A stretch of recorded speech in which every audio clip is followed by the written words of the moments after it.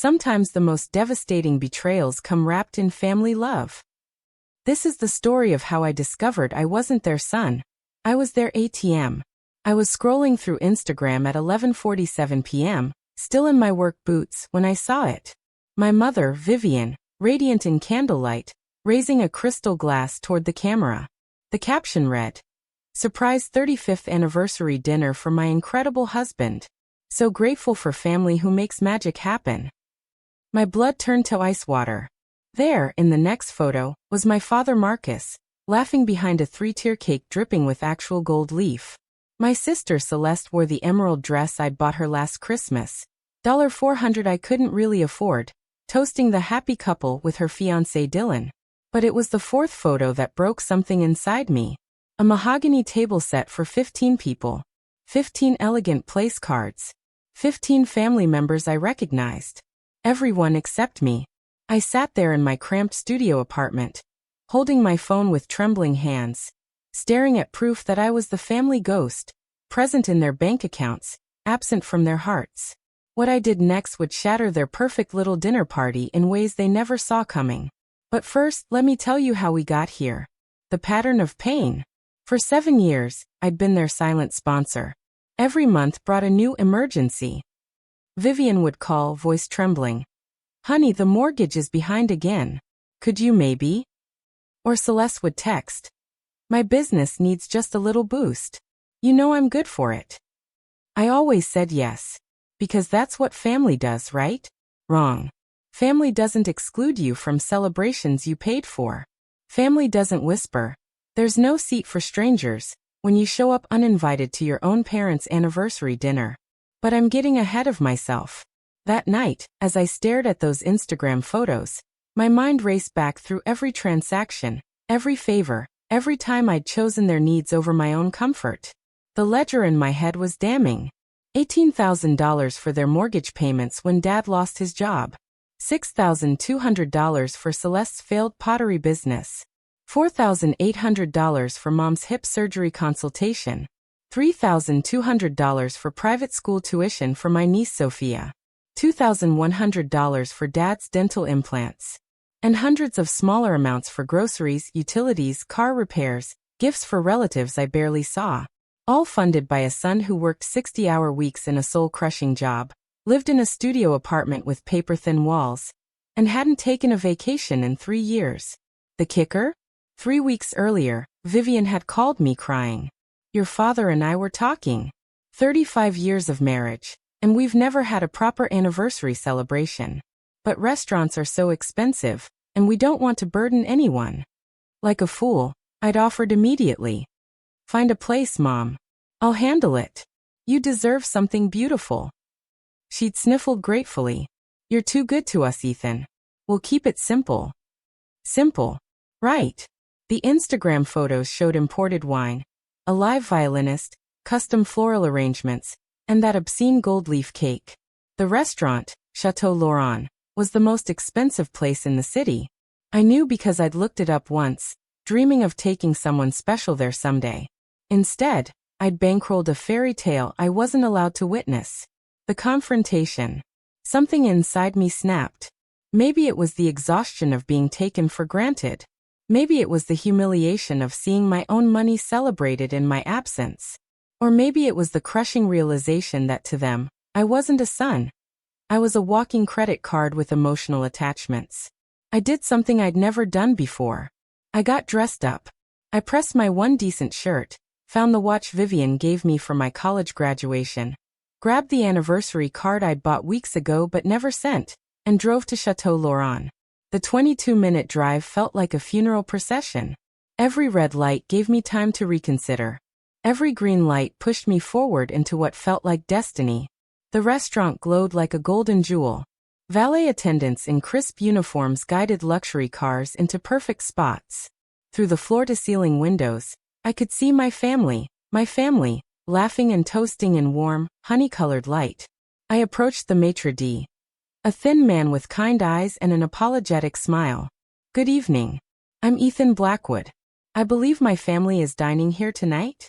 He checked his tablet, frowned, then gestured to someone behind him. A security guard emerged, broad shoulders, earpiece, the works. My stomach dropped.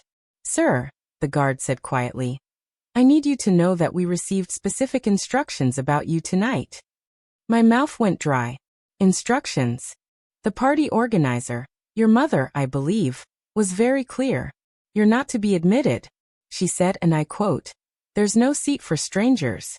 Strangers. The word hit me like a physical blow. I actually stepped backward, my vision tunneling. Through the window, I could see Celeste raising her glass again, probably making another toast about family bonds and unconditional love. I pulled out my phone with numb fingers and called her. "Ethan," she whispered after 2 rings. "Where are you?" "I'm outside." Silence. Then, "You weren't invited. It's complicated. Please don't make this a thing." The line went dead. I stood there for a full minute, watching my family celebrate without me. A waiter brought out what looked like a birthday cake, except it wasn't anyone's birthday. It was just expensive. It was just beautiful. It was just funded by the sun standing alone in the parking lot. That's when my phone buzzed. Banking alert. $6,800 charged to account ending in 4621. Memo. Chateau Laurent anniversary celebration. Thank you for making dreams come true. Then another buzz. $400 for premium floral arrangements and custom cake design. And a third. $200 for valet service and musical accompaniment. I laughed. Not from joy, from the crystal clear revelation that I'd been living a lie. They hadn't forgotten to invite me. They had specifically chosen to exclude me while using my money to fund their perfect family moment. The reckoning. I drove home in a strange state of calm. Not peace, clarity. For the first time in years, I saw the relationship for what it really was. Financial exploitation wrapped in manipulation and guilt. At home, I opened my laptop and did something I should have done years ago. I created a spreadsheet. Every Venmo payment. Every wire transfer. Every emergency loan that was never repaid. Every birthday gift I'd funded, but never got credit for. Every family vacation I'd sponsored, but wasn't invited to join. 7 years of financial records. 7 years of being their invisible benefactor. The total was staggering. $48,735. $48,735. Enough for a down payment on a house. Enough for a new car. Enough for the life I'd sacrificed to fund their comfort. I printed everything. 3 pages total. Page 1. Itemized expenses by category. Page 2. The total, given versus received. Page 3. A letter. This box is not about anger. It's not revenge. It's math. For years, I paid for love I never received. I gave because I believed I belonged. Tonight showed me otherwise. From this moment forward, I am no longer your silent sponsor. I am no longer your backup plan. I am no longer available for financial exploitation disguised as family loyalty. Let this be your clarity. Let this be your last withdrawal. I folded the papers carefully and placed them in a matte black gift box, along with one photograph. My parents' 25th anniversary celebration. The last family event I was actually invited to attend. I had organized that party myself. Backyard lights, folding chairs, catered food from a friend's restaurant. In the photo, Vivian had her arms around me, both of us smiling genuinely. On the back I wrote, "This was the last time I thought I mattered." Special delivery. I called Gabriel, a friend who ran a discreet courier service for high-end clients. "I need something delivered to Chateau Laurent. Tonight. During dessert service." "What's the tone?" he asked, understanding immediately that this wasn't a normal request. "Clarity," I said. An hour later, Gabriel texted me a photo. A server in a crisp white jacket approaching my family's table, carrying my black box like it contained crown jewels. In the background, I could see their faces, relaxed, satiated, glowing with satisfaction. They had no idea their world was about to implode. The server placed the box carefully between the wine bottle and the centerpiece, gave a professional nod, and disappeared.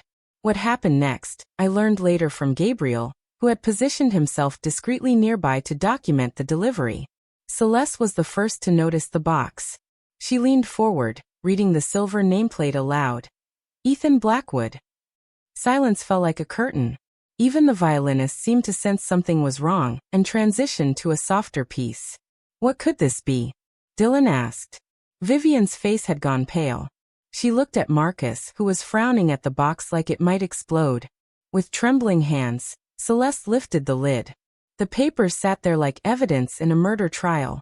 Clean. Methodical. Undeniable. Marcus reached for his reading glasses and unfolded the first page. His expression changed as he read. Confusion melting into understanding, understanding hardening into something that looked like shame. What is it? Vivian whispered. He handed her the second page, the one with the total. She stared at the numbers, her wine glass frozen halfway to her lips. 48,000. She breathed. Then Celeste opened my letter and read it aloud, her voice cracking on every line. When she reached, I am no longer your silent sponsor, her hands started shaking. But it was the photograph that destroyed them. The image of a happier time, when I still believed in family loyalty, when I still thought my contributions mattered beyond their monetary value, when I had flipped it over and seen my message about it being the last time I thought I mattered.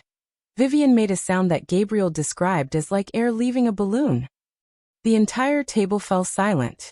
15 people, and you could hear the wine settling in their glasses.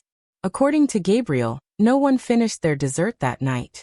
The golden cake sat untouched, the violinist played to an audience of statues, and the celebration I had funded became a wake for the family relationship I had finally buried. The aftermath. I didn't check my phone that night. For the first time in years, I slept deeply, without the anxiety of wondering which family member would need financial rescue next. The next morning brought sunshine and silence. No frantic calls. No tear-stained voicemails. No angry texts demanding explanations. Just peace. Around noon, I received a text from Celeste. What was that supposed to accomplish? You embarrassed Mom. Dad's furious. Was ruining their night worth it? I stared at the message for a long time, feeling the old urge to apologize, to smooth things over, to make myself smaller so everyone else could be comfortable. Instead, I typed, "You ruined it when you planned it without me but used my money to pay for it." Then I blocked her number. That evening my doorbell rang. Through the peephole, I saw Vivian standing alone in the hallway, holding my black box against her chest like a wounded bird. I opened the door but didn't invite her in. "Can we talk?" she asked, her voice smaller than I'd ever heard it. "We can try," I said, gesturing to the bench outside my apartment. She sat heavily, the box balanced on her knees. I read it again this morning. The whole thing. I think I finally see what we did. I waited. "You were never a stranger," she said quietly. "We just treated you like one." The words hung in the air between us. True, but too late. "I don't know how to fix this," she continued. "I don't even know where to start." I watched a young couple walk past, laughing about something on one of their phones. Someone else's joy. Someone else's easy moment. "It's not yours to fix anymore," I told her. She nodded, understanding but not accepting. From her purse, she pulled out an envelope. Inside was the same photograph from the box, but she had written on the back, "I forgot how much you gave us." I remember now. I handed it back to her gently. "I don't need reminders. I need peace." Her shoulders sagged then, like something inside her finally gave up. We sat in silence for a few more minutes before she stood. "Your seat will always be there," she said. "If you ever want it." I didn't answer. She walked away, still carrying the box, and I went back inside to make tea and sit in the quiet of my own space. 1 year later. It's been exactly 1 year since the dinner. No birthday calls. No holiday cards. No "we've been thinking about you" messages. And for the first time in decades, I didn't wait for any of it. Instead, I spent my birthday hiking alone in the mountains outside the city, then came home to a surprise dinner that my new friends had organized in my small apartment. Real friends who knew my name and my story, who brought food to share and stories to tell, who stayed late helping with dishes and planning our next adventure together. 3 days after the anniversary dinner, Marcus had sent me a check for $48,735, the exact amount from my ledger. No note. No apology. Just numbers on paper. I never cashed it. I pinned it to my refrigerator as a reminder, not of what they owed me, but of what I was worth. In February, Celeste unblocked me and sent a photo of her wedding invitation. The date had been moved, the venue changed, the guest list completely revised. Thought you might want to come this time, she wrote. I didn't respond. That silence spoke louder than any speech could have. I heard through mutual friends that she had uninvited 3 family members after they defended me in the group chat, saying they were creating division. Translation. They made her feel something uncomfortable. Something like guilt. Gabriel told me that Vivian still keeps my box on the top shelf of her bedroom closet, next to photo albums she used to display in the living room. She refers to that night as that moment. Like it's a ghost she can't quite exorcise. That stings a little, but not as much as it used to. Because here's what I learned. I didn't vanish. I didn't explode. I simply unsubscribed from a toxic subscription service I never realized I had signed up for. The monthly guilt payments. The emotional invoices paid in silence. The but were family loyalty discounts that only went one way. All canceled. And once you cancel something broken, you start building something real. Building something better. Now I host Friday dinners in my apartment every week. 6 people usually, neighbors, co-workers, friends who see me as a person rather than a resource. We don't wear fancy clothes or use cloth napkins. We pass bread with our hands and laugh too loud, and sometimes burn the garlic bread because we're too busy talking. But every week, someone brings something. A homemade pie, a curated playlist, a story from their week, a bottle of wine that actually fits our budget. No one shows up empty-handed. No one shows up just to take. Last Friday, as we were cleaning up after dessert, I noticed something that made me smile. There was an extra chair at the table, one more than I had set out. I almost moved it back to the corner, but then I decided to leave it there. Not for them, for the possibility of someone new, someone who might need a place where they're valued for who they are, not what they can provide. Someone who understands that family isn't defined by blood or bank transfers, but by who chooses to show up for you, and who you choose to show up for in return. The chair remains empty for now, but it's there, waiting, ready, just like I am. Author's note. This story serves as a reminder that self-respect isn't selfish, it's necessary. Sometimes the most loving thing you can do is stop enabling toxic behavior, even when it comes from family. Your worth isn't measured by your willingness to be used.